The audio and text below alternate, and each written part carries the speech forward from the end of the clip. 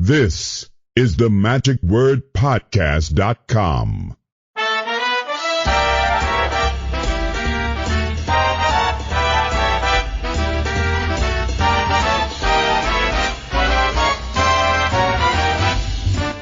Hello, this is Scott Wells for the magicwordpodcast.com. This week's episode is brought to you again by the Friends of the Magic Word. Those are the people who financially support this podcast with donations and monthly pledges. For the cost of just a cup of coffee, you too can help support us as well. And you can also get some pretty cool perks along the way too.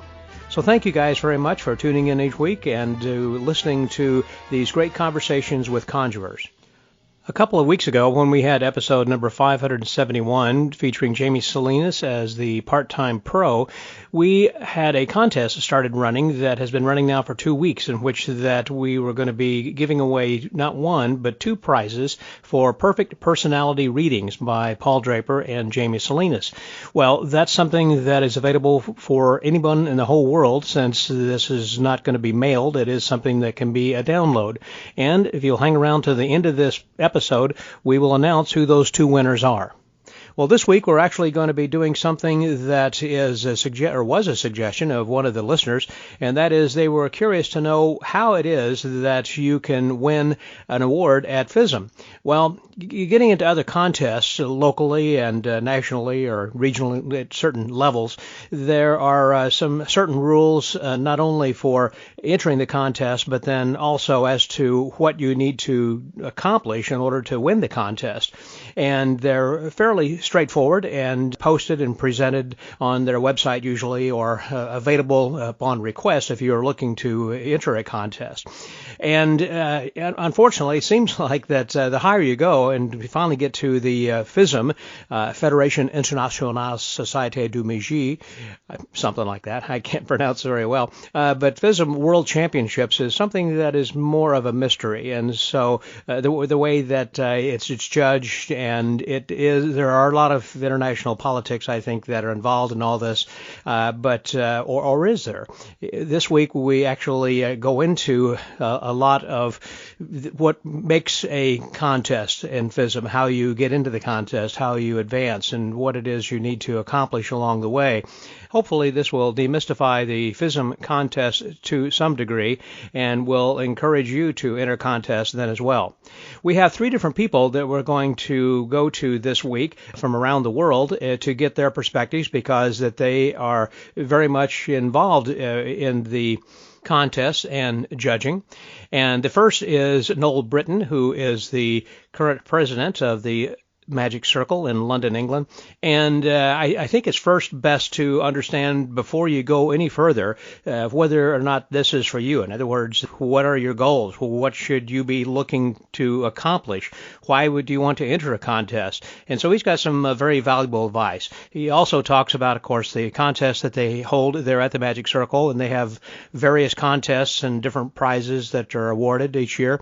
But the bottom line of what Noel has to say is just some really great advice and some soul searching that you should do before you enter this contest. Try to go forward in Fism, or any contest at all for that matter. Probably good application for any other contest you might endeavor, whether it's going to be a cooking contest or whatever else. Anyhow, I want to thank Noel very much in advance for sharing the advice that he gives here this week. Following that, then we go to Vinny Grosso, who is contest chairman for the Society of American Magicians. He's the head judge as well as past national president, and he talks a little bit about how the contests were in the past a stepping stone to get to Fism, but the Continental Championships that now are the baseline on what you need to do in order to go to the World Championships. Then we finally talked with a Fism winner himself, Mr. Boris Wild, who has not only competed but won, and not only won, then later became a judge and is now the head of the jury for Fism. And so we go right to the very source and the horse's mouth, so to speak, to get his advice and how it is that it works. And I think you will get a lot of education here in this episode. It's really interesting. And so again, I want to thank the listener who had suggested that we try to demystify the contest for Fism. So please welcome my first guest, Mr. Noel Britten, president of the Magic Circle, here on The Magic Word.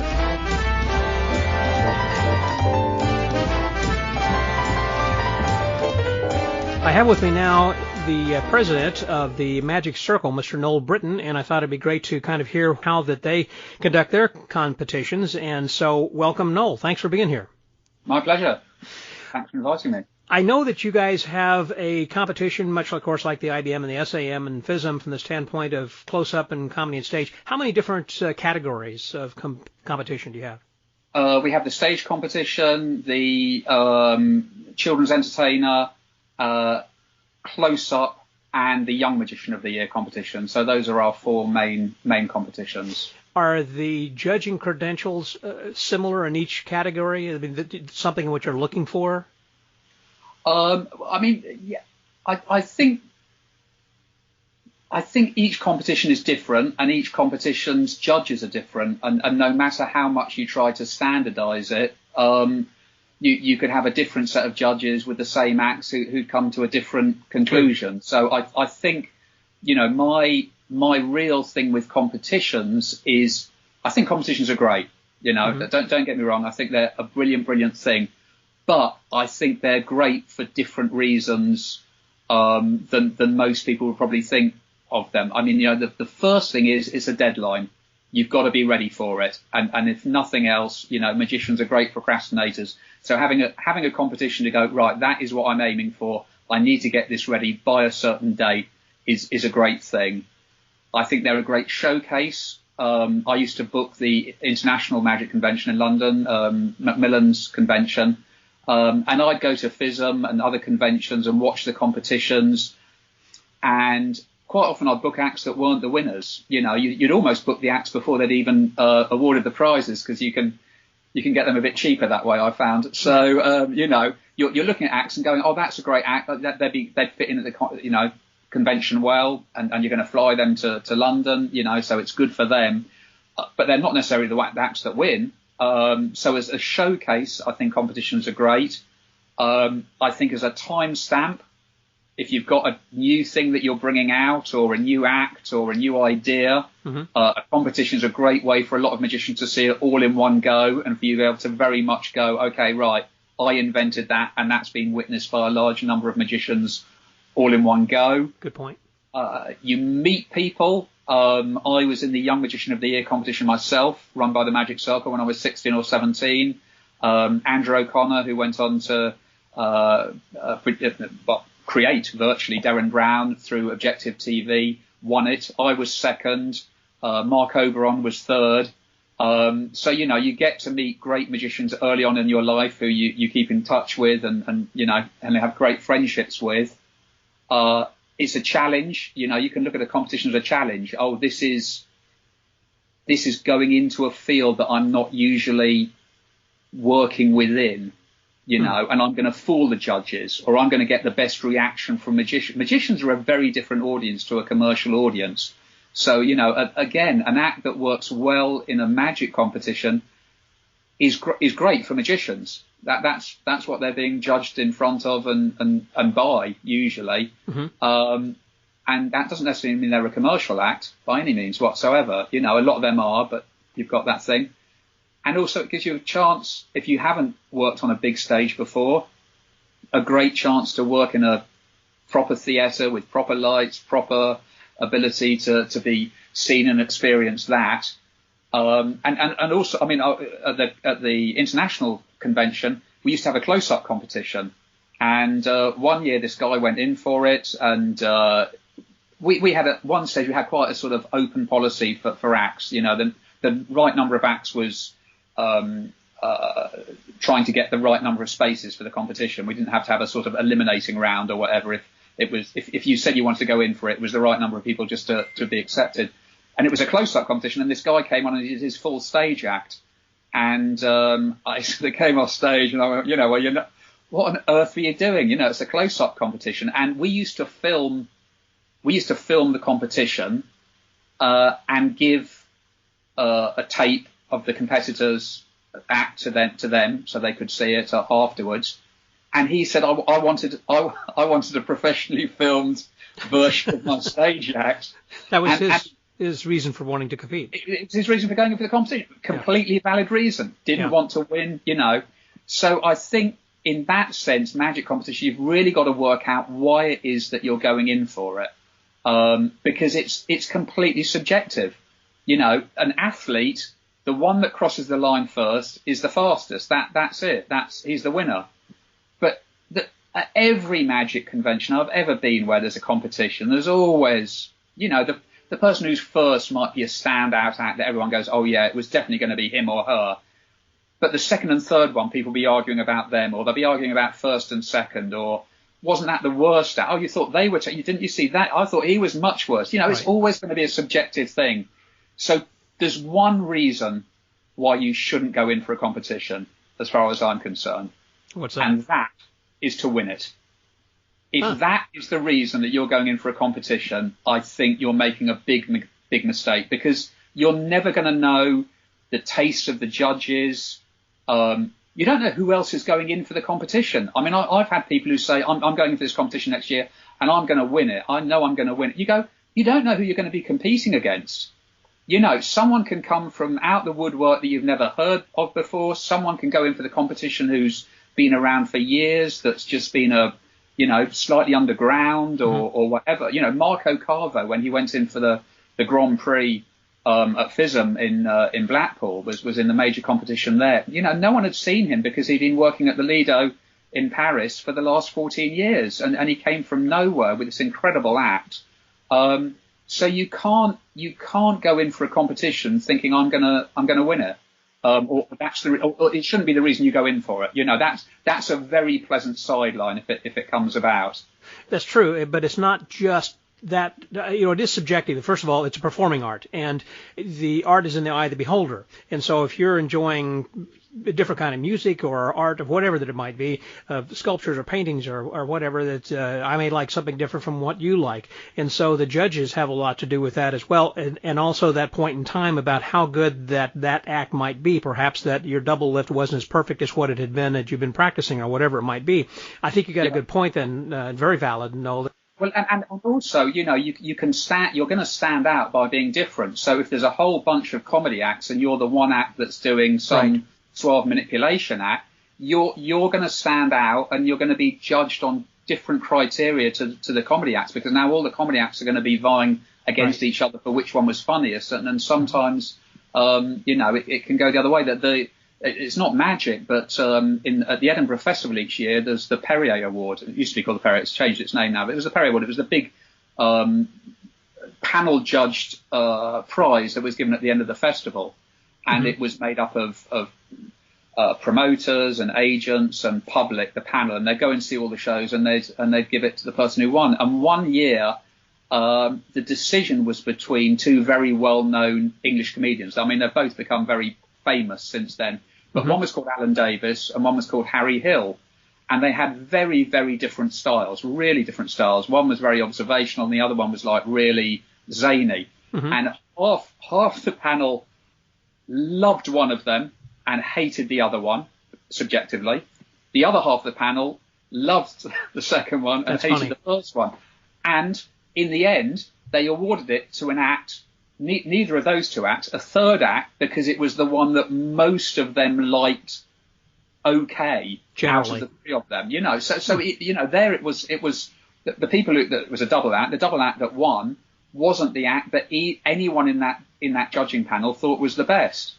But it's too weird a thing to go in for. And magicians love, sleight of hand and finger flicking stuff. There's a very well known act that I know who's won a lot of magic competitions, and I've seen him in front of a public audience, and it doesn't mean very much to them because they're looking at it in a different way. They're just going, oh, he's doing a lot of the same thing.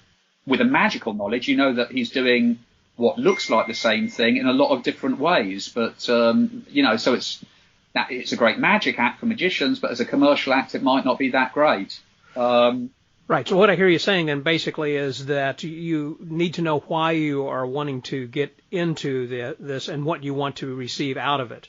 And that fame and fortune may not necessarily be shouldn't be an ultimate goal. First of all, I think of entering any field. I think that's just something that's a byproduct. That if you're just working hard and you're good, you're going to ultimately find that. But if not, then you're still going to do fine. But that shouldn't necessarily be an ultimate goal when you go into that. It's like, I want to be the best actor in the world, or I'm going to be the best carpenter, whatever it happens to be. Yeah, there are too many criteria that will affect you in different play. I mean, all the acts that finish with a huge confetti bomb or confetti cannon, will get a big reaction in a competition because it's big and colourful, and they'll spend a few quid on it apart from anything else. But a booker with a commercial show, who's a variety show where you've got dancers coming on afterwards, or an acrobat or whatever, is going to go, I can't have that amount of rubbish on my stage that someone might slip on or whatever. That's a good point. For an example, whenever I had competed and lost in a competition, there was someone in the audience who was a booker who came to me and said, even though you didn't win, he said, I like you, I like your act, and it fits for my audience. And he was able, ended up more successful than the fellow, I think, who had won the competition. He got a nice trophy. I got cash, basically, and other shows. And like you say, that's why you've got to work out why it is that you're doing. And as a deadline and as a showcase, if you think of it as a showcase as opposed to a competition, I think that's great. As a deadline, it's brilliant. People do see it as a marketing thing of going, I can say that I'm the winner of X. And in England, there's a lot of people who, make jokes about acts on their website that say the award-winning magic of Charlie Barnes, and you're going, well, you haven't told me what the award is or who you were competing against. It could be your local society with only one other person in the competition. But if you can put award-winning, and we all, we realise it's part of the sort of the game of the business that we're in. I used to street perform many years ago, and there was a big street performing competition in Europe, and I came second, and the act that won was a double act, and I just worked on my own. So after the competition, I was going, voted the best solo performer at this. There wasn't a prize for the best solo performer. There was only one prize. It was but you start. You can always twist these things. So to say, it's going to boost my career. It's not. The best thing that you can have is a good act, and that's what people should be aiming for. Rather than thinking, what do I need to? Do I need to? Magic competitions. There was a time, and some people still do it, where you, in a close-up show, you finished with a big prop. You'd be doing coins all the way through, and then you produced a big coin. It goes back to cups and balls, the big load at the end or whatever. Right. And that almost became a thing of what's your theme going to be, and what's the big thing that you're going to produce at the end of your act. And you look at a lot of acts that have won close-up competitions, and you wouldn't be able to do them in a commercial environment to save your life. You've got to sit down at the table and have 3 minutes of getting stuff ready and bags next to you and so on. So it's a very odd concept, a magic competition, and that's why I think you've got to think what it is. If you're going to win it, if that's the reason you're going to go in for it, I want to win this. I think you've got to look at the rules and make sure that you stretch them as far as possible, and look at the marking criteria and anything that you can do to make it better. Bob Reed, there's a very famous story of Bob Reed going in for the magic competition at the Desert Seminar years ago, and Bob got there, and he was in the competition. It was a big money prize. I think it was $10,000 or something like that. And he said to the person who was judging, he said, well, what are the rules? It's time limit, 10 minutes, like that. Bob went, okay. He said, when do you start the clock? And the guy said, when you say, good evening, ladies and gentlemen, when you start talking, that's when Bob was like, oh, right, okay, thanks very much indeed. He goes, he comes on, he does 4 minutes not saying anything. doing good magic, but visual, and cod magic and mugging, with his face and getting laughs because he was a great, comedic performer, great clown if he had to work silently. Right. So he did 4 minutes of this magic, mugging, of mugging and silent bits and good strong visual magic, and then his very first line of his act was start the clock. And then he did his act, so he'd stretched the rules and he'd looked at the rules and gone, okay, how can I make the most of this? Mm-hmm. And the same with the judges, if you're going in to win it and that is your only reason, I want to win this competition, find out all you can about the judges. If one of the judges hates card tricks, don't do card tricks, but what are you doing if you go down that path? You're not doing what you really want to do. You're doing whatever you can to win that competition. And that's, at the end of the day, that's not going to make you happy. What's going to make you happy is going, this is the act that I think is good. Right. I'm going to put it out there.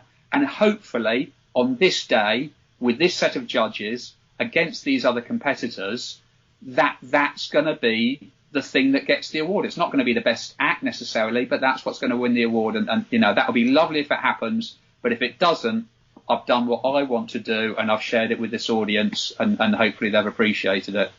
Great. Well, Noel, thank you very much. That's some good advice, I think, certainly to determine why that you would want to enter a competition and why you wouldn't. So that's great. Thank you very much for your words of advice over there. My pleasure. So for the Magic Word Podcast, that was the president of the Magic Circle. That was Noel Britten. Scotty out. Thank you, Noel. Now let's turn our attention to Mr. Vinny Grosso. Right now I have with me the chairperson for the Society of American Magicians, Mr. Vinny Grosso, and he's the chairperson for the contest and also a past national president of the Society of American Magicians. Hey, welcome, Vinny. Thanks for being here. Thanks for having me. Now, you've been the contest chairperson for several years, and a question has been asked by one of the listeners, kind of is this a gateway, to getting into FISM ultimately? If you're going to be winning from the S.A.M., they have like one person that will kind of want to get into that then also, but also how you prepare for that and what should you expect. So let me ask first things first. How does one enter the competition? What do you need to do and what do you need to prepare for?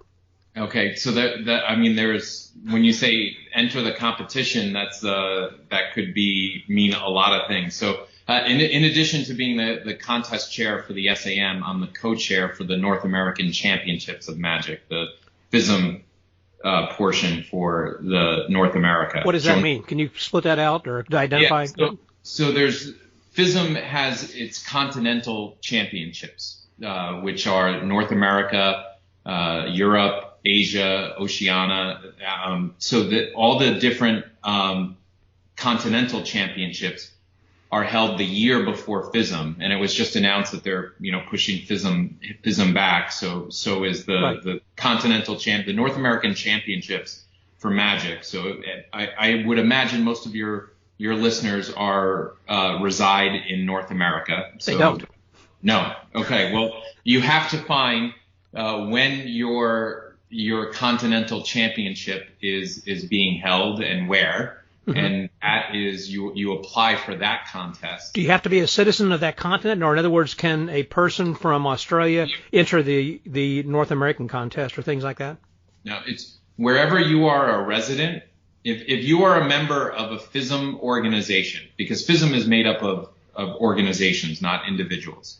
So if you are a member of a FISM organization, such as S.A.M, IBM, AMA, Academy of Magical Arts, right. CAM, and then in Quebec, those are the North American societies. So if you're a member of a FISM society, you would apply for the contest for whichever continent you reside. Okay.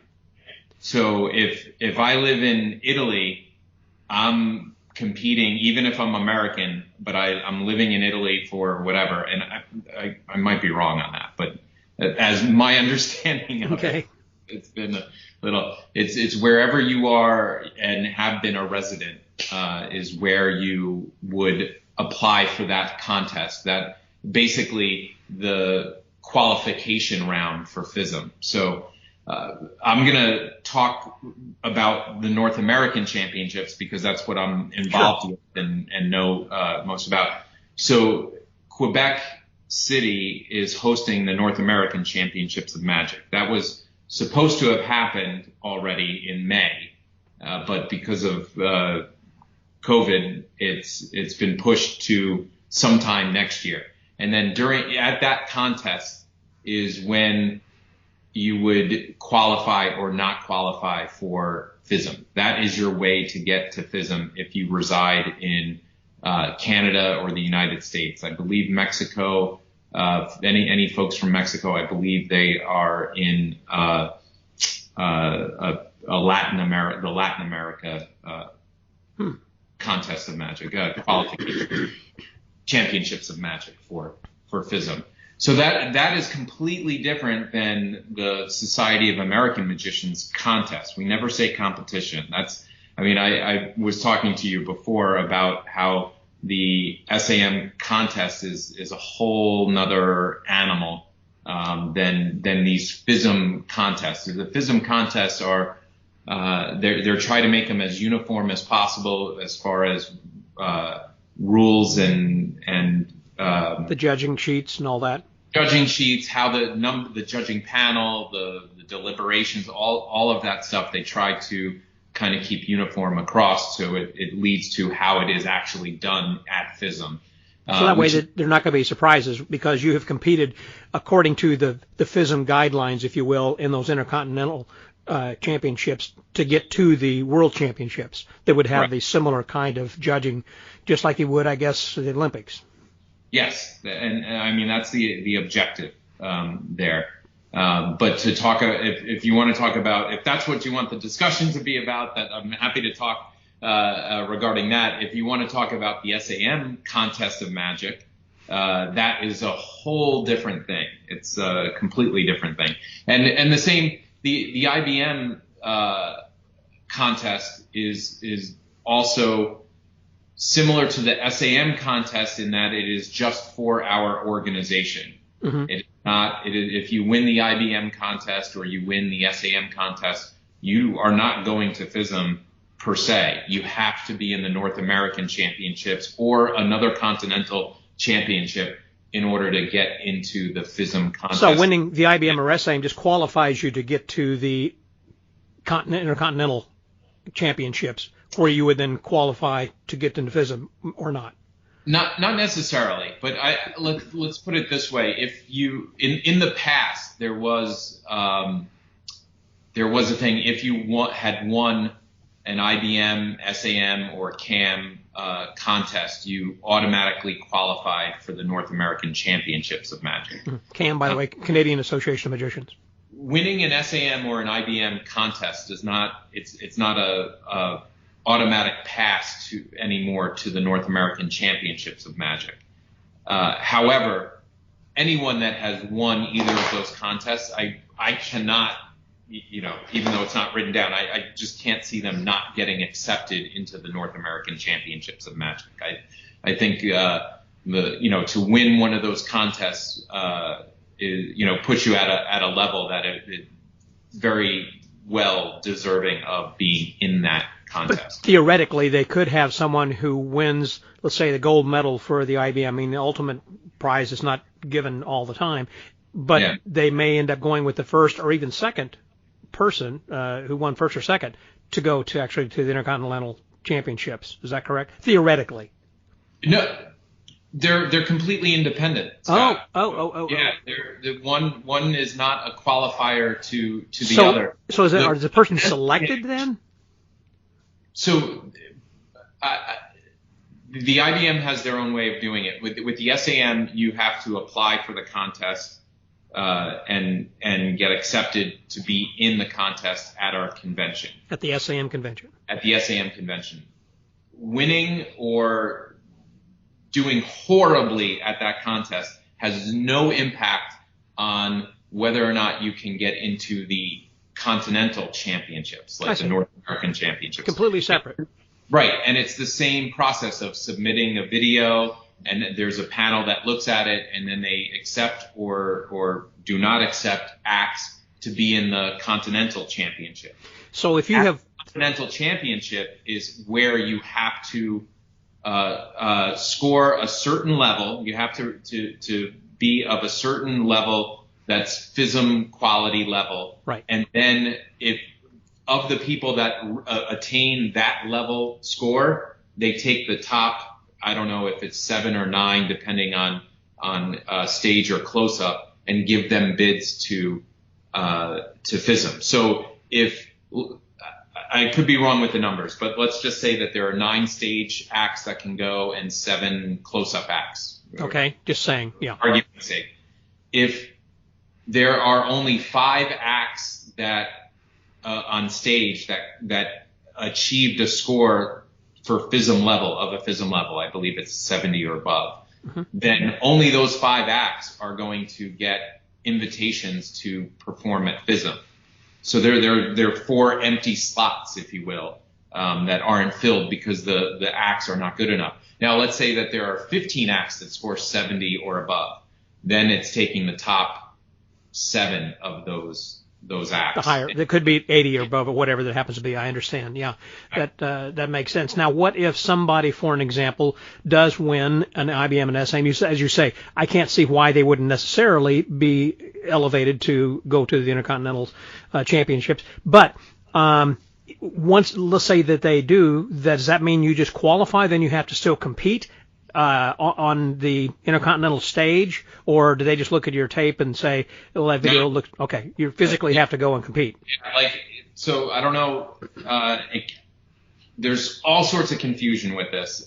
So let me just try and say it. Demystify, please. That's the whole point of this. The IBM, S.A.M, or any other convention magic contest is not relevant at all with regard to a bid at FISM. The only way to get an invitation to perform at FISM is if you perform, if you apply, get accepted, perform, and then qualify in the Continental Championship of Magic for whichever continent you reside in. That's clear. Boy. Okay. In one sentence, boy, I think you just kind of nailed the whole podcast just right down to that. That makes perfect sense. Yeah. So anybody could. Well, that's interesting. So there still is, I think, a really great purpose and value to the S.A.M contest or the IBM contest, because it is a contest. So there is that element of I have a deadline, I have to have my act ready, I have to, deal with multiple people coming on and off stage and in my slot, and I don't have control of it. The camaraderie of working with other folks that are contestants and all that, and it's to me a great learning experience for contests in general. And it's so what you're suggesting, I hear, is that you should compete as often as you can in as many different contests, I guess, in order to get to that level, as opposed to just saying, hey, I think I want to try to get, even if you are at a particular professional level that has a great act, original act, or whatever it is, and to apply to Intercontinental Championships, and that shouldn't be the first place that you would compete, is what you're suggesting. Yeah, I definitely wouldn't. I wouldn't suggest the S.A.M or IBM contest to be your first right. For a contest. I mean, there are lots of regional conventions that have contests that I would strongly suggest being a part of to kind of understand it, because I struggle with chairing the S.A.M contest, because in the past the contest had their purpose was much more obvious than necessarily what it is now, because I remember talking with the late great Johnny Thompson about a routine, some of the routines that I had done for Penn and Teller Fool Us. Right. And I was almost apologizing for myself as a magician with having fooled them twice. And I was like, yeah, but the other people that fooled them twice, they're all F.I.S.M champions. They all were at the time. There were only 4 of us at the time when I did that. Paul Gertner, Shin Lim, and Sean Farquhar, all F.I.S.M champions. And then myself, who if I wasn't Vinny who? on the contest, I wouldn't be allowed in the doors, And Johnny said to me, and he's in more colorful language than I'm gonna say, but he's like, screw that. You entertained the folks. You've done very entertaining acts, and that's what's important. Mm-hmm. So that's kind of the struggle that we have with the S.A.M contest, is an act that is designed to do well in a contest is not necessarily the most commercial act around. Mm-hmm. I'm not saying that acts that do well in contests are not commercial and they can't make a living or whatever, because the people that I mentioned have made a wonderful living doing magic, and I'm not taking anything away from any of that. But it's a different animal. I mean, and I think Sean would. I don't know. I'm not going to put words in Sean's mouth, but I mean his F.I.S.M contest act is not how he's made his living. I mean, that has been a part of a bigger show that he's been able to do. Right. And same with Paul Gertner. I mean, he's able to do a full show. Mm-hmm. And so there are a lot of incredibly talented people out there that are great professionals, but don't necessarily have a F.I.S.M caliber or a F.I.S.M style act. And what I'm trying to do with the S.A.M contest is how do we recognize these types of acts that and give them kind of a platform while still preserving the history of the contest, because there are set rules or whatever. I don't want to, one person that earned a gold medal like George Satirial with his classic, Dove act. If we had another act win a gold medal with something just not even on par or comparable, it's different. So we've added a lot of different elements of, so you may not win the high score award, but you might win an invitation contract to perform at this convention, or a contract to perform at this event and stuff like that. So how can you get value out of it, even if your act is not necessarily? So are you suggesting that if people are entering a contest to win it, particularly at the IBM or S.A.M level or regional level or even local or whatever, that they should be trying to work on an act that they think will fool a magician, that may also be commercial, but it's really because your judges are magicians. They're not, for the most part, lay people. So are you suggesting that as they prepare one? The F.I.S.M judges are 100% magic, right, magician related and have a depth of knowledge. Well, for the Grand Prix, at the very end, I mean, they do have some people, it seems like when I've been there, that they have some local celebrities, I thought, who kind of sit in as judges who are like have a television show in Japan or something. Isn't that true? I can't speak yes or no to that. Okay. I haven't been in the deliberation rooms for the Grand Prix. I know they do that, like for the Grand Prix with the IBM. Mm-hmm.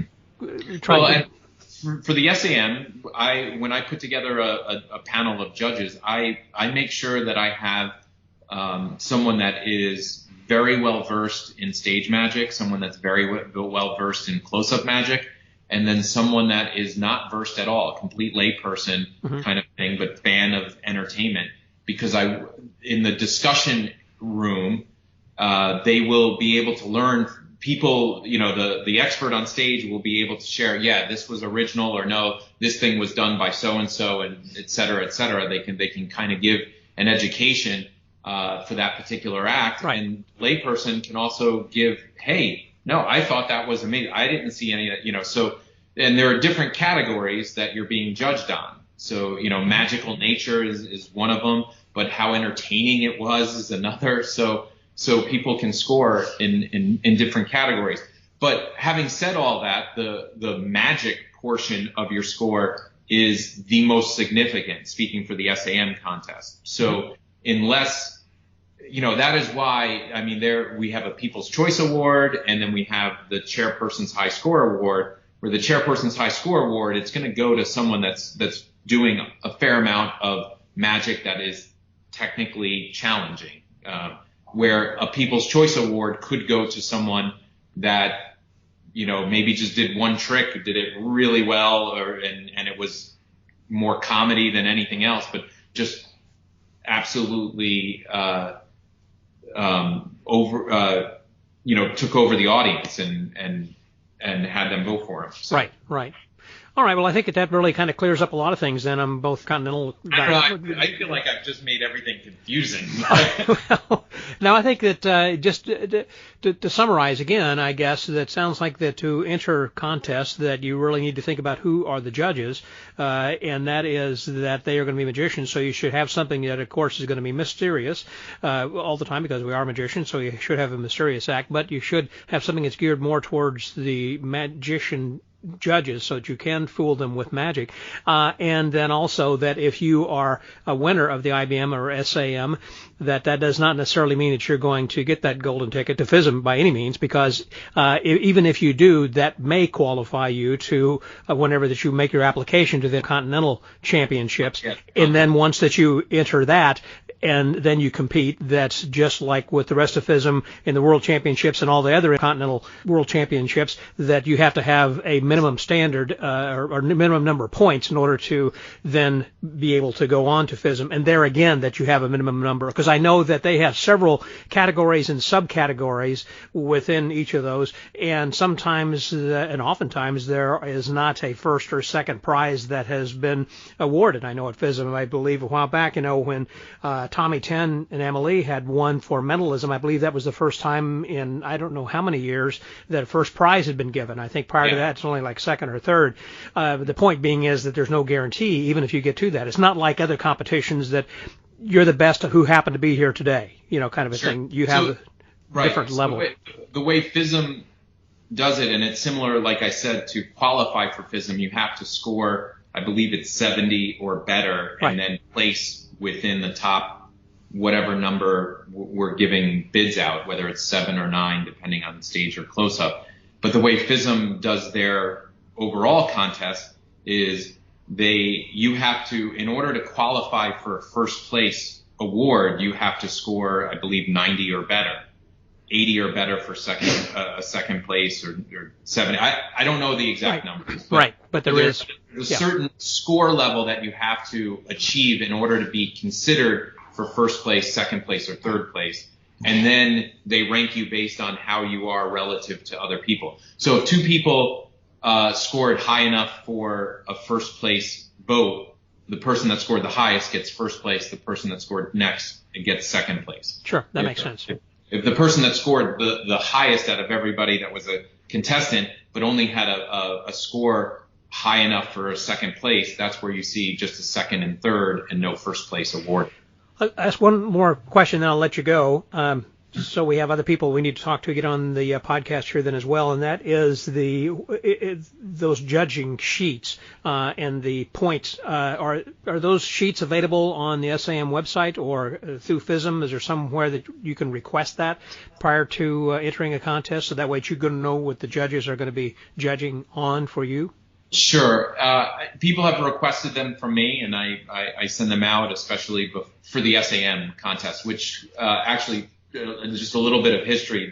The S.A.M. contest, as it is kind of today, it was the inception of it was from Father Cyprian Murray, who created the judging thing, and then Paul Critelli took it to a whole new level. But Fism's scoring sheets were modeled after Father Cyprian's scoring sheets. So the scoring sheets that we still use today for the S.A.M., you can see their influence on the Fism scoring sheets. And if anyone wants the scoring sheets from the S.A.M., they can just shoot me an email. My email is Vinny, Vinny, @magicsam.com. Okay. What about for the Intercontinental Championships? That would I'm not sure what our policy. I have to. So I'm a co-chair with Joan Caesar on that. And when I say I'm a co-chair, I need to qualify that. Joan handles the judging aspects of the contest, and I kind of handle the logistics and production side of it. So I'm dealing with the contestants from backstage. It's kind of like anything behind the proscenium I'm dealing with, anything in front of the proscenium Joan is dealing with. So I would have to. She would actually be a great person to chat with on this podcast if you can. I had asked her, and she said that I should talk with you. Oh, she deferred to you. She said, "Great delegator too." Yeah. By the way. Yes, she is.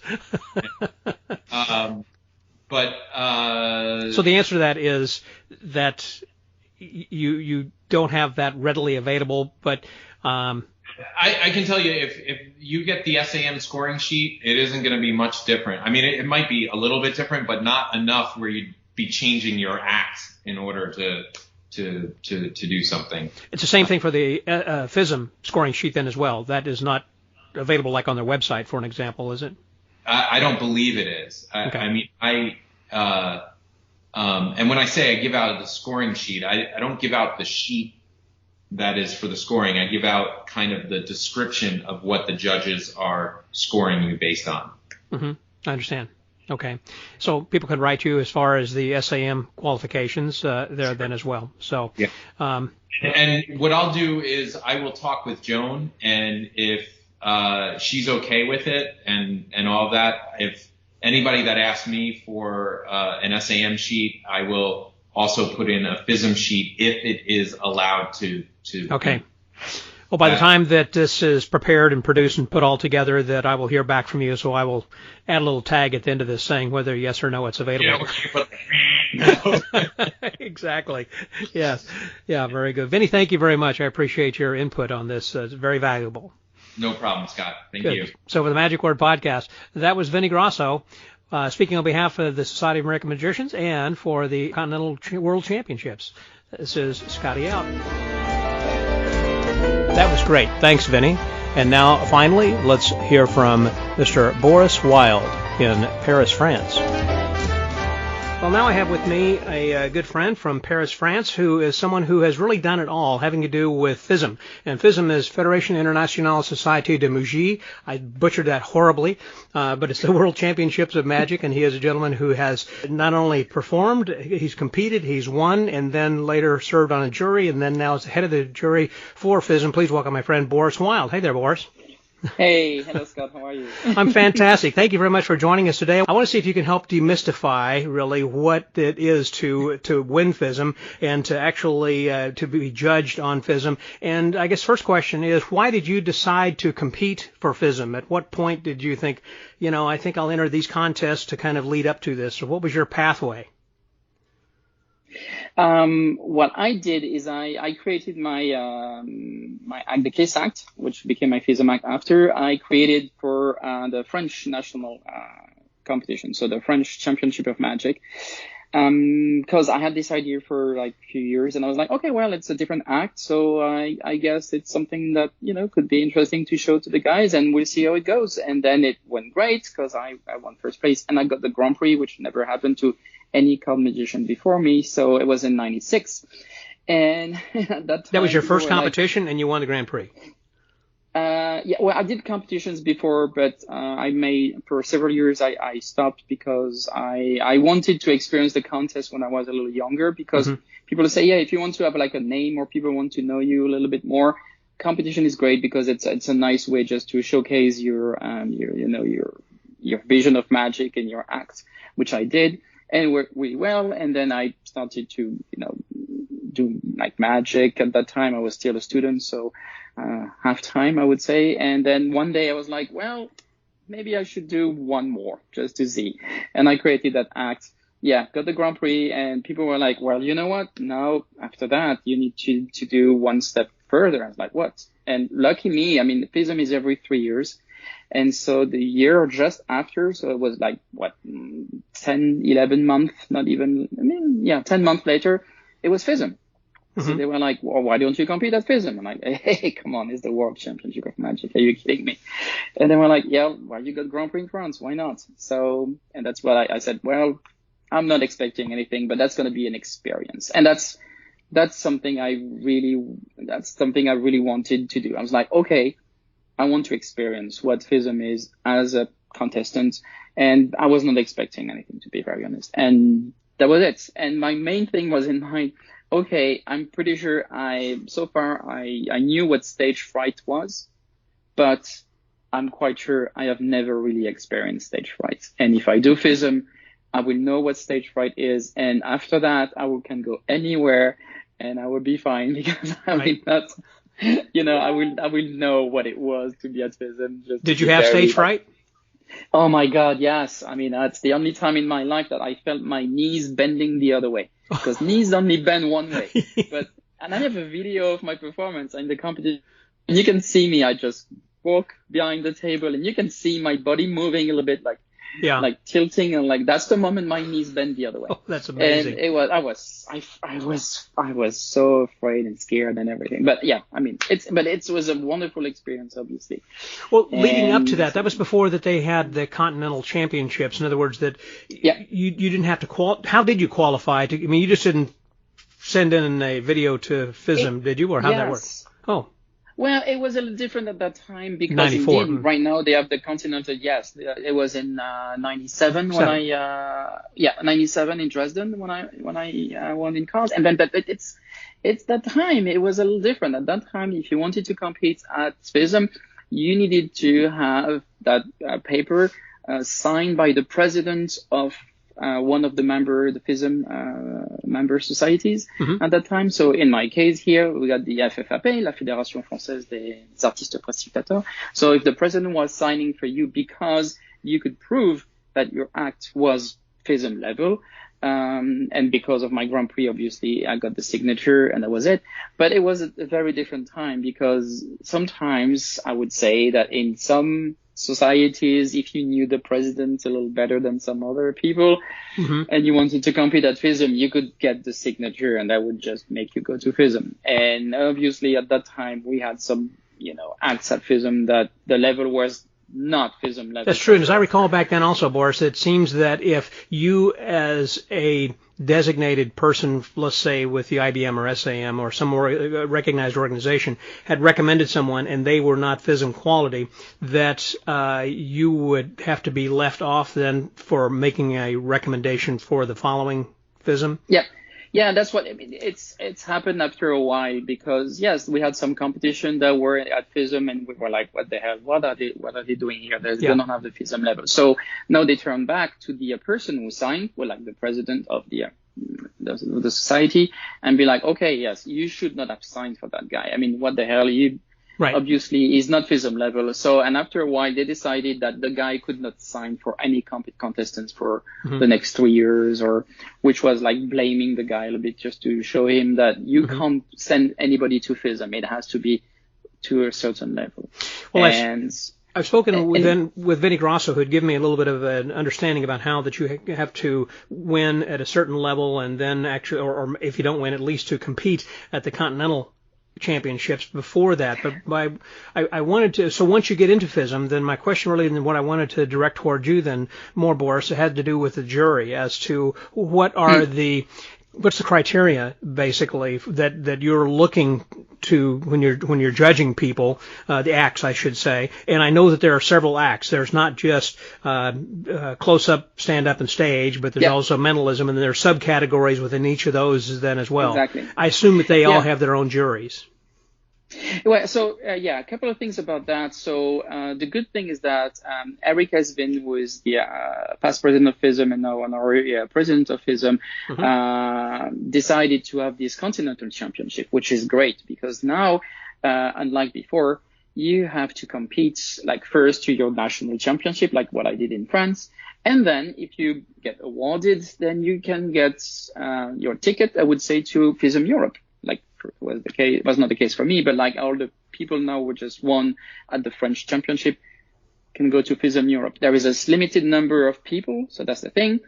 And so depending on the country, so let's say France may have 4 seats, and maybe Germany will have 5, and Italy will have 3. And so it's just like a, certain number of people that they can send to FISM Europe. And then if you win at FISM Europe again, then you're qualified to you get the golden ticket for the big FISM. And now when you get that again, there is a certain number of people, because obviously there are bigger countries, bigger societies. So depending on that, there are, obviously there would be more people coming from a bigger country than, a smaller country, or because the society is just bigger. And then you go to FISM. Then at FISM, you have to choose your category, because some competitions below the FISM Continental Championship, as you say, have a stage and close-up, and that's it. But so you can choose your category, but can you actually be competing? And then the judges say, I think that person really belongs in coins or whatever, and they will move you. Yeah, before the Continental Championship, there are competitions where there's no distinctions between, micro magic or card magic or parlor. There's 3 categories in close-up. And on stage, you got illusions, creativity, mental magic, comedy magic, general magic, manipulations. So there are 5 on stage and 3 in close-up. So when you go to FISM Continental Championship, you have to decide right now. And then, of course, when you go to the big FISM, you keep that same category. And sometimes the jury are this guy was in general magic, but it's more manipulation, or he's in manipulation, but there's not enough manipulation, so we put it in general magic. And sometimes some contestants play on that because they don't want to be in manipulation, because they know they're going to have to fight against those amazing, crazy Korean magicians. That's right, yeah. Those Asians are amazing. So they move to general magic, but that's okay. I mean, the jury can just move you to the category. So whenever that you do judge, that there is a judging sheet, and you have to have a minimum of a certain number of points before you even will hit. Exactly. Yeah, there are 2 things. There are, of course, the scores. So it's up to 100 points, and below 50 is below FISM level, obviously. So, and then you have to reach a certain number of points so for third place you have to be 60 points on 100. For second place it has to be 70 points, and for first place it has to be 80 points. And among all the people over 80 points, then you can decide who is going to be the Grand Prix, so the world champion, both in close-up and stage, because obviously there are 2 different jury panels, one for stage, one for close-up, and 2 champions, one which is the world championship of close-up magic, one is the world champion of stage magic. Well, when Johnny Ace Palmer had won the Grand Prix, for an example, who were the jurors or the panel? I mean, did they have a panel of jurists who were close up, or were they stage? It was different. It was different that time. It started in 2003, if my memory is okay. So Johnny Ace Palmer won in 1988 in Den Haag. Right. And at that time there was 1 jury panel for everything. But I think it's so much better that they decided early 2000s to have 2 different panels, because they can be specialists in close-up but not in stage. Here I was head of the jury in close-up, but if they would have asked me to do that for stage, I would have refused. I would have said, you got other people than me who are more qualified, in my opinion, just to be head of the jury for stage. Close-up, I'm flattered that you asked me, and I did it, but I think it's so much better now to have 2 different panels. Well, can a person who does close-up actually win the Grand Prix again then, or not? Oh yeah, because there is 1 Grand Prix in close-up and 1 Grand Prix in stage now. Oh, that's right. That's right. That's 2 things, yeah. So in the past, it has always been the Grand Prix there was 1 Grand Prix for all categories, whether stage or close-up. When Johnny Ace Palmer won, he was the very first close-up guy to win the Grand Prix. But then I think it's better now that you have a Grand Prix in close-up, you have a Grand Prix on stage. It's 2 different things, I would say. Now, do you weight the judging more towards one or the other? In other words, that audience participation, or for how the difficulty level, or the staging, the costuming, or Yeah, we have criteria. So as I said, 100 points. In the past, it used to be technique is 30 and originality is 30 and this is 20. It's over now. We don't do that anymore. It has changed in the past few years. Now we have 100 points and we can decide each jury, if a jury is more like, for me, technique is more important, and I want to judge the technique with like 40 on the 100, they can do that. Or some others like me would be like, I'm more into originality and creativity, so I would probably use more points for creativity. And of course, you keep that same, I would say, frame of mind in, during the entire process for everybody. Right. But you got magic atmosphere, which is one of the criteria. So it's like the feeling of wonder, is the act is magic by nature. You got showmanship presentation. So it's the presence, the appearance, stagecraft, etc., etc. The entertainment value is another one, which is how you enjoy the act, and is it how the audience reacts to the act. Then you got the artistic impression and the routinning. How is it structured? Is the opening strong, and how is it built? Of course, you get technical skill, which is the handling. So it's basically more sleight of hand manipulation. And you got originality, of course, is the end, which is very important, I think, does it include any novel ideas? Is it how unusual it is, how different it is? So if you take a mix of all these 6 criteria, of course, and if you got someone very high, like very original and very skillful with a great character, perfectly built act, etc., then of course the score would go. So it sounds like that there really can be any number from 0 to 100 that you can ultimately give to any one of those things. In other words, there's not like 1 through 10 that you give to creativity. You could give 80 to creativity if somebody is extremely creative. Is that correct? So it's really kind of subjective to the jurist. The thing is that it used to be the score sheet used to have like criteria with like fixed numbers. Yeah. Now they have decided that you have 100 points and you can give them the way you want. Obviously, being a FISM judge, you can't say, hey, I'm going to give 90 points to originality and then 2 points for technique and 2 to this and that. No, obviously we have to keep it balanced, and that's why we have been chosen as FISM judges, because they know that we will keep those numbers balanced. But obviously we're all different, and some people will be more technical, some people will be more about originality. But it's going to be I don't know, 25, 20, whatever. But it doesn't change much in the end, because we just judge everyone with the same, criteria in mind. Yeah. Now the judges use the same criteria basically, regardless of whether it's going to be for Australia or for Latin America, whatever continental championships. Even, it wouldn't necessarily be you being a judge or others that, so there'll be different juries at these different continental championships. Is that right?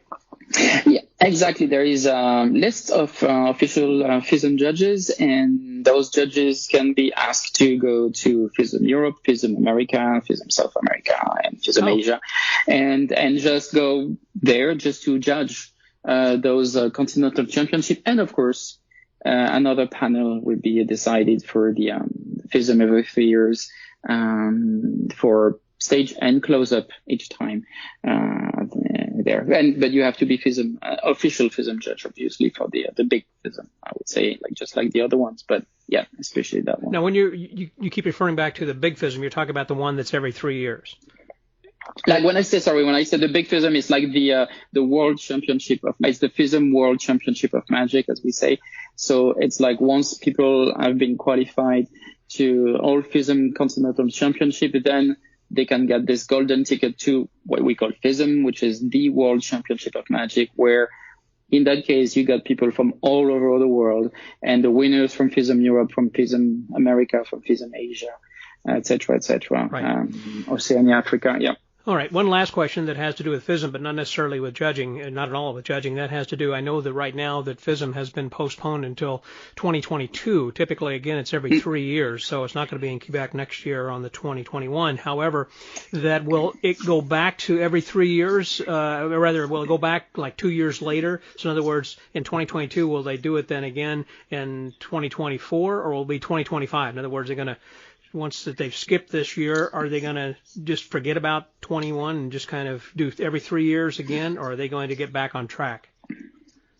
Honestly, it's a little too soon to know. Okay. The decision has been, taken like a few days ago. The main reason it's been postponed is because, of course, the current situation in the world, but it's also because lots of FISM Continental Championship could not be held. Like FISM Europe, which was supposed to be in Spain in 10 days, cannot be, of course, done there. And there were some other ones too. So without the possibility of those FISM Continental Championship to be held and for people to just work on the act and be qualified, it would have been like too tight to do it like early next year, just a few months before FISM. So FISM is going to be in 2022. Honestly, I would think that they would go to every 3 years as before, because it's a very big event that requires lots of preparation, and also because this FISM Continental Championship need to be again held. So if they're held in early 2021. Or a little later in 2021. So to be prepared for 2022, I guess you have to wait another 3 years just to, properly do those FISM Continental Championships again to get new winners for the big FISM, like the World Championship. My last question having to do with the jury again is that the makeup of the jury, all magicians, or are there any lay people involved? In other words, that I'm wondering, when someone prepares an act, should they be preparing an act for a group of magicians that they're wanting a magician fooling a magician, as opposed to a commercialist, what would be considered a commercial act that the public may enjoy, but magicians look with a different critical eye? How would they prepare for their show? Should they prepare to fool a magician or to fool the public?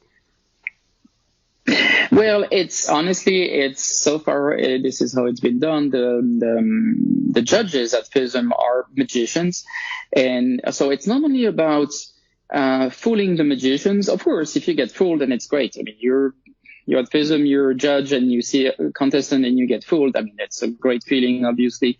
But we also need to keep in mind that this guy later will be a FISM winner. And so, or it can be like the world champion of magic. So he's going to be the ambassador of magic. So we also need to keep in mind how people would perceive him as the ambassador of magic or as a winner at the world championship of magic. So it's important also that this act is not, I would say doesn't need to be a commercial act, or it doesn't need to be an act that is a little too, made for magicians, but it needs also to be an act that represents what magic is nowadays. So it's also something that we need to keep in mind, obviously. In the past, I know that Monique Nakashian, she was the general manager of Travel Agency, and she was the one booking all the acts for this show, Le Plus Grand Cabaret du Monde, on TV. That, been there for like 20 years on TV. And she was there too. And she was part of the jury, not as a full jury member, as I say, but as a consultant in that, for having that vision of, yes, that act can be booked. That act can be a good, act as an ambassador of magic. And I think it was a good decision too. And having a mix of people who are more older. And different perspective. Yes, like knowing more about history, about sources and credits and stuff. Some more people, more technique, some more artistic, more people that are managers that can, know they can put those kinds of acts in the show and make it a successful show. So again, it's about balance, and FISM has done, I think a good job having people from all over the world with different sensibilities and male, female, older, younger, just to have results that that is as precise and as good as possible to give the awards to the best at the World Championship of Magic. Good. Yes. Well, Boris, thank you very much. That really does help a lot, not only for my understanding, but hopefully for those who are listening to the podcast here, to have a better idea of how you go about getting to FISM, and also about what the judges are going to be looking for.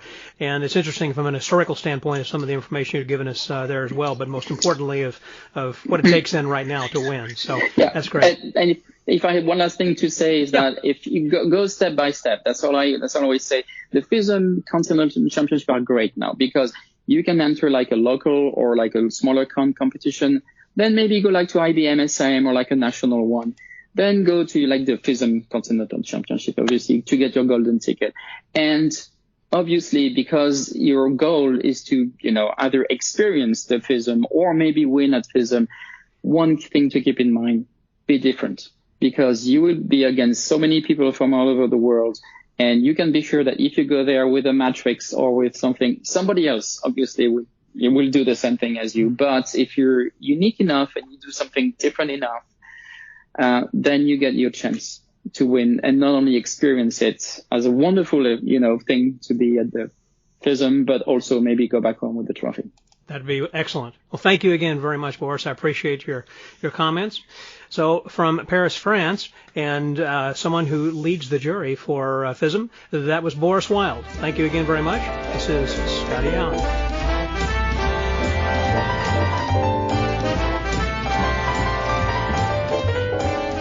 Thank you very much, Boris. I appreciate you being my guest as well. I appreciate Mr. Noel Britten and Vinny Grosso for being on the podcast episode here this week also, and for your thoughts, all of you, on helping to demystify the contest and getting into FISM. I hope that this encourages you to enter the contest and go all the way and bring back the gold from the World Championships of Magic. And speaking of contests, now, as promised, on the back end of this episode, I told you we would announce the two winners from the contest from episode 571 with Jamie Salinas, in which we will tell you the names of those two people whose names were drawn at random from around the world who entered the contest for a copy of Perfect Personality Readings by Paul Draper and Jamie Salinas. And the two winners are Jay Frazier and George Buff. Congratulations to those two winners, and also thank all of you for entering the contest. And we do have contests from time to time, so if you didn't win in that contest, there are others that you might be able to be a winner in those. In fact, we have another contest which is running simultaneous, and so we have another week on the contest if you would like to be entered into the drawing to win a copy of the hardback book of Master of Deception by John Ivan Palmer, who talks about his father, Jack Pyle. Then be sure to go to this week's episode in the blog in number 573 for themagicwordpodcast.com, and there you can fill out the form. And if you are living domestically in the United States, shipping is free. If you are outside of the U.S., and your name happens to be randomly drawn, then you'll be contacted with a quote on how much it will cost for foreign postage, and if you agree to pay for that, then you will win, and you can reimburse us for that postage. If you decide not to reimburse for that shipping charge, then we will draw yet another name. Anyhow, you get the general idea. I'll point it out there on the podcast episode, and while you're there, be sure to sign up for our weekly pod letter, where that you can find out who is in each week's episode, who is coming up next week, and also a suggestion from the archives, including other information which might be of interest to you from week to week, including updates on contests, and you can be among the first to enter a contest by subscribing to our pod letter. Again, if you go to themagicwordpodcast.com, there you will find a form where you can complete with your name and email address, and then you will be subscribed to the weekly pod letter. Well, I think that's going to wrap it up here for this week. It's been a very interesting and educational episode. I hope that you've enjoyed it as much as I have. And so until next week, stay well, get booked, and work on your act. Who knows? You could be the next FISM winner. This is Scotty out.